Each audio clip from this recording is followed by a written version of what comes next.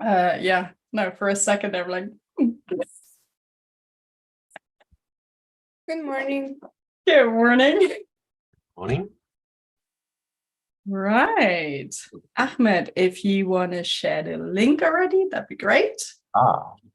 That thing. That thing.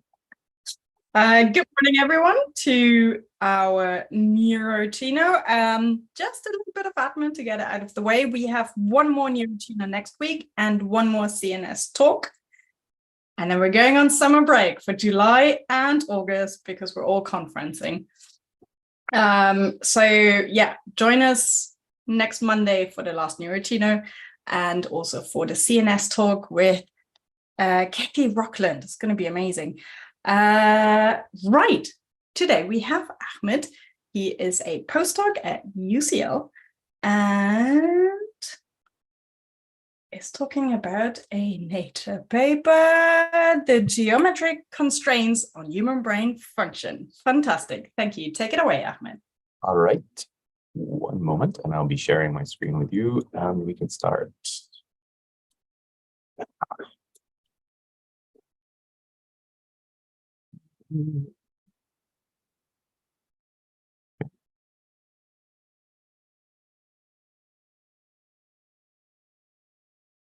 You are co-host, so you should be able to share. Yep, I have the sharing function now.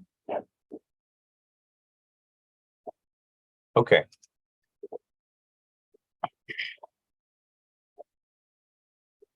You should be able to see this now. Is that visible? That works, yes. Okay. Great. So the paper is geometric constraints on human brain function, and I think it did make the rounds on Twitter already, because it's proposing this notion that, well, actually, before I propose anything, let's just go through a bit of the paper. I think the main, if I just posit the abstract here, the main sort of the main message here is that in this sentence, that basically the cortical and subcortical activity can be parsimoniously understood as resulting from excitations of fundamental resonant modes of the brain's geometry, right? That's the shape of the brain, rather than modes of complex interregional connectivity as classically assumed. So, and for the background here, we are all interested in studying brain networks and functional connectivity and structural connectivity, and there is this notion at the core of it that we are that these connections between areas, whether direct or indirect via these functional networks, are at the core of explaining brain function, right? And so we study it with the disconnectome, and we study it with functional connectivity, and so on and so forth. What this paper is proposing is that that's not what best explains the brain's function. And in fact, it's the shape, the actual geometrical shape of the brain, the folding of cortex and so on, that is a better explanation or prediction of brain function. So there's a whole lot of background and so on that they go through, but I'll just go, as I like going through figures, through papers, through the figures. Maybe I'll just remove this from here. Okay. So this is the first figure, the main result, and this is basically them saying it's a reconstruction of cortical activity with geometric eigenmodes. So they refer to these eigenmodes, which are basically sort of, they say that the cortex activity can be modeled as a combination of all of these different modes, and each of them has a frequency, and that's like a spatial frequency in a way. And mode 1 is like super low frequency, low wavelength mode, which is basically maybe a mean signal kind of thing.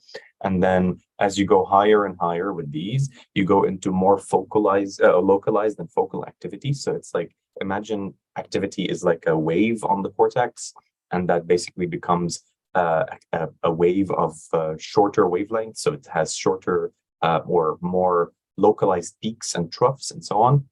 And so if you combine all of these, that's the top row, along the cortical mesh, you have a better prediction, or a very good prediction of, say, rest functional connectivity than something like what a structural connectome could predict about functional connectivity. And so here, so each of these modes, mode 1, 2, 3, 4, 5, so on, what they represent is one of these frequencies and one of these, say, waves along cortex, and how combining them could predict regional connectivity. So, or activations, I shall say. So, for example, they applied it here to task-evoked activations, and then they also applied it in other cases to resting state activations. And in panel D here, they're showing how their accuracy in reconstructing activity on several of these tasks changes with how many of these modes they include.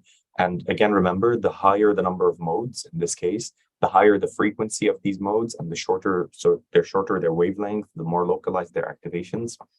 And they show that with up to 50 modes, you're already maybe something about 70–80% accurate in predicting brain activity. And it's sort of asymptotes going up. But even with 100 modes, they're upwards of 80% predicting all of these different tasks. So that's social, motor, gambling, blah, blah, blah. And even resting connectivity. Resting connectivity seems to be bad with the lowest modes, but then improves and becomes blended with the group later on. And on the last panel F, they're showing basically a comparison between their reconstructed or predicted and actual measured activations and connectivity within this data. And they've actually done this with a large number of samples and so on, or subjects. And if I zoom in on this figure a bit more, maybe you can see panel E, which is interesting. So it shows here, for example, this is data, actual data measured in the first panel. And then here, they're showing an example of what would that look like if we were to predict this data from 10 modes or 100 modes or 200 modes. And so you can see for each of these tasks what that might look like. And it's, pretty, I would say, shocking how close it can get with even 100 or 200, upwards of 100 modes. And if we look, for example, at the motor task, they're highlighting these focal deactivations or focal low activations or functional connectivity compared to things like other regions which are focally activated and so on. And that's especially for gambling, for example, you see that anterior temporal lobe there with showing a peak, which you can pick up more weakly in the actual data, but it's showing sort of the same core regions of the task. And again, I mean, this is captured in the first plot, in plot D here, with that high accuracy. So, I mean, that in itself made me think like, wait, what? Are we really thinking that the shape of the brain, just the cortical folding in itself, is a very good predictor of how the brain is functioning? I mean, here they go into many more comparisons. They compare that kind of connectivity approach to that geometric approach, and they show that the geometric approach is actually superior. You can see here in plot C that the geometric approach, which is the black curve, is actually comes out on top of other methods like connectome methods or any other these local connectivity methods. And that was even more shocking because I am all about thinking that the connections between these areas, the physical wiring, is maybe more crucial for predicting these things. But they're arguing against it, and they're showing that maybe this is actually the case. And this actually, just the word wave here, by the way, just to tell you that this falls under the, say, larger umbrella of field and a bunch of methods that are interested in modeling activity along cortex as waves. So imagine like activity starts at a node, you ping that node, and then it starts a ripple, right? It's like a ripple in a pond. And the idea is that the shape of cortex, what is argued here, that the shape of cortex is going to affect how that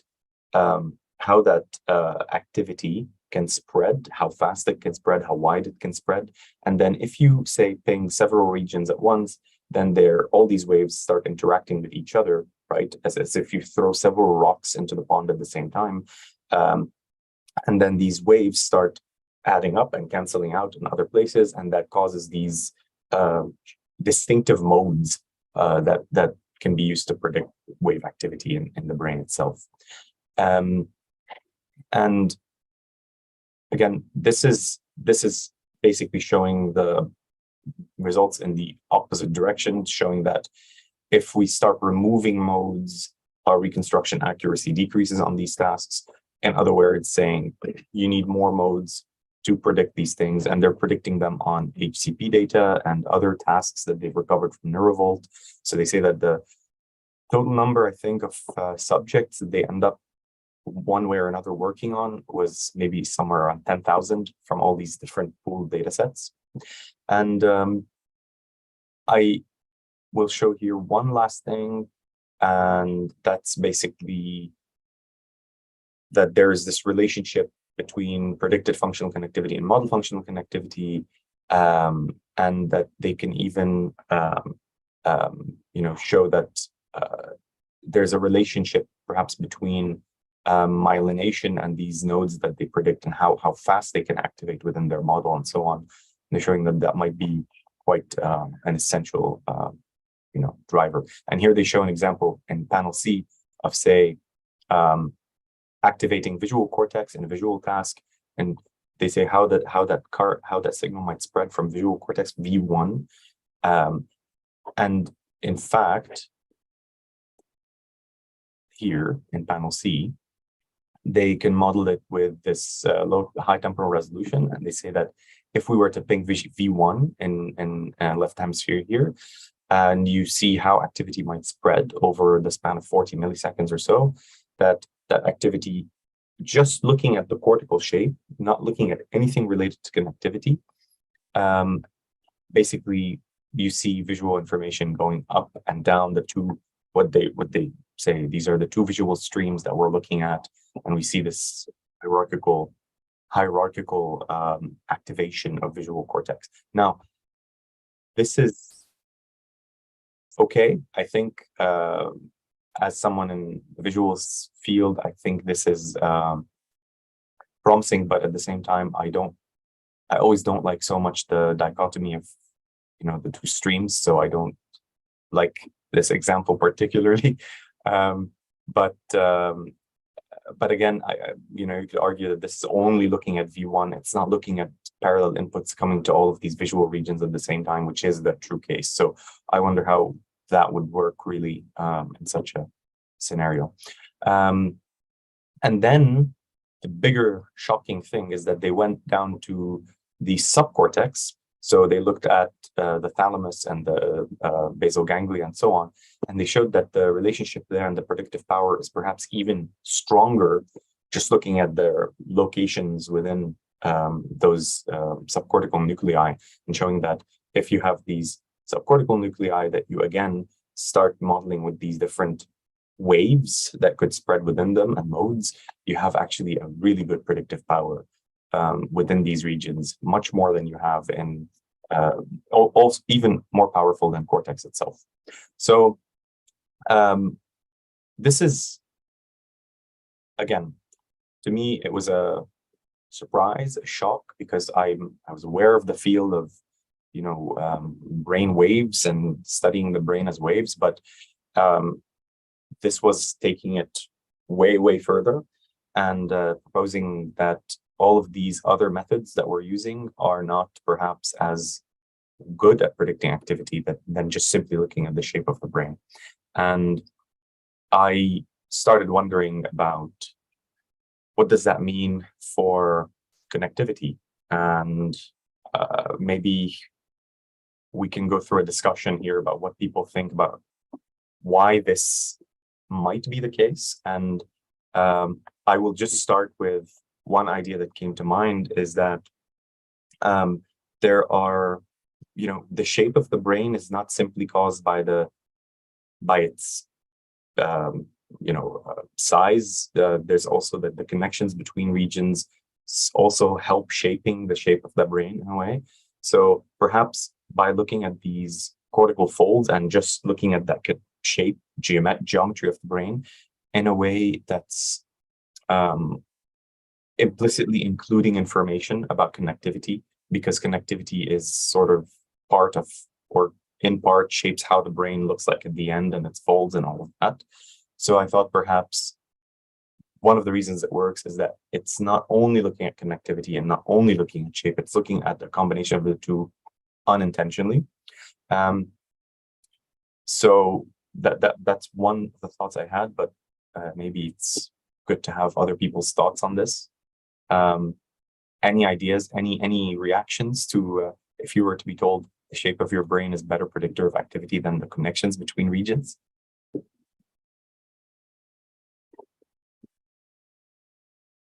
No.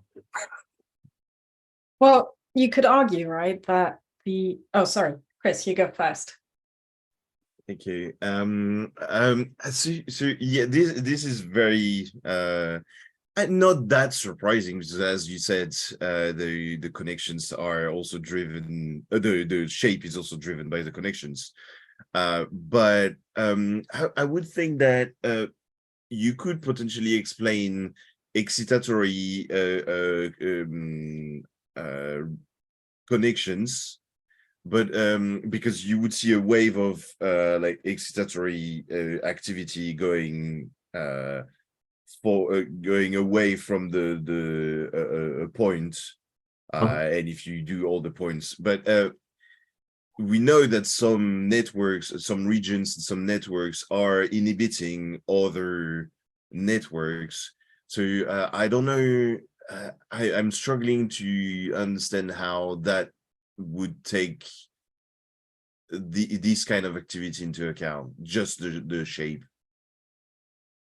Yeah, I mean that's where I reach a bit of a limit in understanding the core, I think, behind the modeling here, is that how can you go from just sort of shape to understanding excitation, inhibition, and co-activations and so on. Yeah, I fully agree that there's a bit of that say mystery about it for me, but I think that's also my own limit in understanding the very nitty-gritty details of it at this point. Yeah, I'll definitely read these papers. I want to know more, but I don't know if it could be like one part, so they can explain a lot, because there is like a background noise that is created with by the activity, and maybe modeling that, and then with the connections and more detailed things like with excitatory, inhibitory, maybe the residual of this pattern could be the finer details of that could explain the activity. I don't know. Yeah, possibly. And I did see, I did see one reaction to it, which is that perhaps the reason this is really good is that it's also measuring bold, or trying to predict bold activations, and the fact that, with fMRI, the bold signal, which is related to cortex and vasculature and so on, might also have sort of characteristics that make it so easy to create such an effect, or mimic such an effect. But I don't really know if this is, a takedown of the theory versus maybe a small criticism about parts of it. Yeah, there is, I think now, just like any paper that makes such a big buzz, I think there's a period of big interest and then a period of obviously going to come soon of big criticism, and then maybe Yeah. it will adjust at some point. Yeah. Thank you.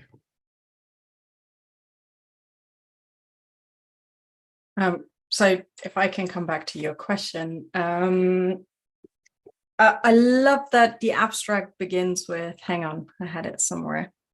The anatomy of the brain necessarily constrains its functions. Yeah. Precisely how remains unclear. So this idea that function follows form is something that is still challenged every time you go to a funding agency or you give a talk. So I love that they just go in with that boldly. It was like, nope, that's how it is. So I fully agree with that. And it's going to be my go-to reference now. Like, look, they said it. But function follows form is something that we also see with connectivity, structural connectivity. So for example, you can predict the functional emergence of, for example, the visual word form area by seeing where the white matter is connecting to before the function emerges in the cortex. So the structural connectivity and geometrical shape of the cortex kind of go hand in hand to then allow the function to emerge. So that was my 5 cents I wanted to throw in about question. And I also wonder how, in which examples this kind of model might break down, whereas connectivity might not. So perhaps this is good at predicting variety of these tasks, and maybe in some instances we will find certain specific tasks will not really be predicted well, or functional connectivity within them, by this type of model, but better by the connectivity, like structural connectivity models. And maybe that in itself has some answers about what differentiates between these approaches in the brain, or these tasks in the brain. Yeah. The other thing I noticed was, I mean, they did a fantastic job. It's extremely comprehensive and fascinating to see, but also looking at figure 1, where they reconstructed the eigenmodes. When you actually look at panel E, where they have the data versus the reconstruction of the different modes, the difference between 100 and 200 is minimal. Yes. Absolutely minimal. Yes, that's something they emphasize, is that that it's like initially you have the broad shape defined of this activity and functional connectivity, and then the more you add beyond, I think, the 100 modes, the more modes you add, the slightly finer your final reconstruction becomes. But it's like getting initial data and smoothing it a bit. You will still have the thing, just if you add more and more modes, you're sharpening this a bit, but it's not changing the overall shape anymore. So they do talk about like how many do you need and so on, and the 100 seems to be the region where, again, you hit about 80% accuracy. So it's 100 modes is not negligible as a number. I think that you need these 100 modes and 100 types of waves interacting on the cortex to predict a certain task. But yes, I agree. It's very, just a very neat number, 100. 100, yeah. But also the difference between 10 and 100 then is quite striking. So if you look at language, obviously, you have this dorsal versus ventral gradient, I'm going to call it now, where you have a positive coupling on the dorsal part and a negative one on the ventral part. And then as you reconstruct more, you see a bit more of a detailed interaction in both parts, actually, in the dorsal and the ventral. So. Absolutely. Yeah. I agree. And I agree with your comment about the French flag.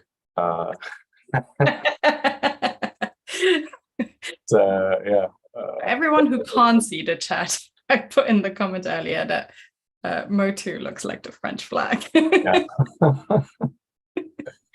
And only one person liked it. which was. Oh, we need to fix that. Wait, we need to fix that.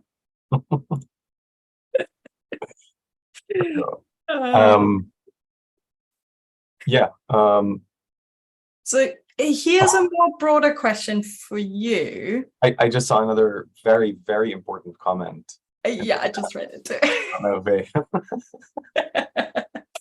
That basically all the men in this chat are bald, which is I think it's an elite club, you know.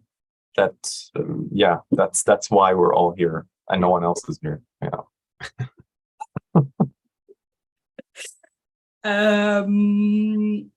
Question for you. So this is clearly a clever paper, a new way of looking at things. Probably not the most intuitive approach. So what do we do with it? How does that now trickle down to what we do on a daily basis? How does it change research? Let's all stop scanning diffusion. I'm still trying to figure out how this can actually apply within the context of our daily research. And one of the things I'm intrigued by or would like to explore at some point is the relationship between, as I said, this type of analysis and the other types of analyses that we do in very specific task contexts. And then also, I wonder what happens and how amenable this kind of analysis is to injury. So I don't know what happens when, you know, a brain is injured and the shape of the brain is maybe still overall similar, but then you've taken out a part of it. If these are waves that propagate, then that propagation is obviously going to be affected by how continuous that cortex is, and if it's not continuous, then that has to be, you know, affecting that functional spread somehow. So I wonder as well, you know, and in theory, you should see differences between the pathologies, right? If you have a stroke that kind of cuts out a part of the brain, that wave propagation will just hit a hole at some point. Yes. Whereas if you have brain tumors, it's shifted and should result in a different wave. Yeah, even more, I think like it's about something like MS, where cortex is maybe fine, but then you have more white matter localized, you know, injury.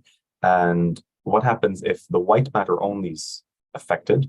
The cortical spread, the shape, everything, the geometry is the same. So if I were to bring the same brain with or without MS, the cortical shape might be the same. Therefore, the spread of that activity and everything should not change. But then perhaps not factoring in the white matter connectivity in this case, I mean, I would imagine should have an effect about how accurately we can predict it in disease, not just in the healthy brain. I think this is all a bunch of topics that will definitely be explored very soon. But yeah, I think that the true test for this will be an injury. It always is. Yeah. Evie, you have a question? Yes. Yeah, just thinking about what you said. It's more a comment saying that when I started to look at genetics and shape of the brain, I had the prior idea that genes predict the shape of sulci, for example, and that is not true. And you can see that the expression can be driven also by the shape of the brain. So you can see that you can reverse the explanations how that fits, and we can say that the same thing about function and structure, and that is an interesting point. So everything was coming from that this when you have constraint of the sulci formation that change the expression of certain genes, and so that makes sense in the way that it's not always the same way. Right. So you're saying that the shape here influences the expression of genes, localized expression of genes. Okay. Yeah. So it's not yeah, it's not the standard idea that everything is predicted by genes and it goes from genes to structure to function. So you can reverse the explanation. And there's this conversation, a very interesting conversation I had actually in Bordeaux the other time about there's how does cortical folding start and forming, in development? And one of the answers was, it seems it's the size, the overall size of the brain has a big impact, maybe the largest impact on the formation of these folds, because it's just as it grows over time, there are literally physical constraints affecting that folding, not necessarily the connectivity itself, which might factor in, but it's mainly the size that then starts affecting how much folding there should be and how deep and where. And it becomes more, characteristic of just how big that brain is. And I mean, this is probably looking across species. But I wonder within species how that variability is explained. We have micro gyrification in individuals and not in others. And I wonder how much of that micro change is explained by size. I think within species that would start falling apart, but across species, at least, it seems to be a big effect. And it, I don't know, it's a very, shape is suddenly becoming a very, very important feature of brain function and genetics, it seems, and maybe we should pay more attention to shape.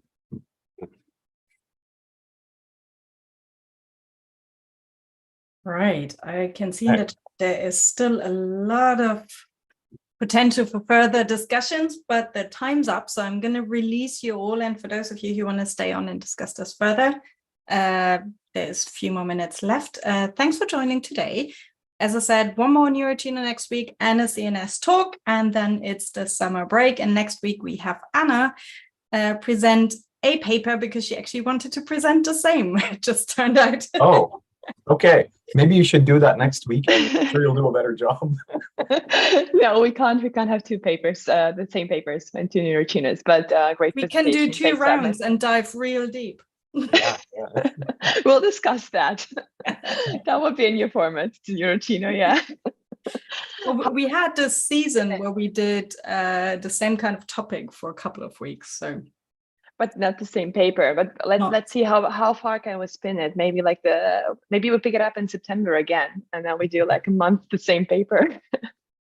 Yes. Sounds good. Right. Thank you all for being here. Have an exciting week in science. See you next week. And if you want to stay on, we can chat a little bit more. Bye. Bye. See you.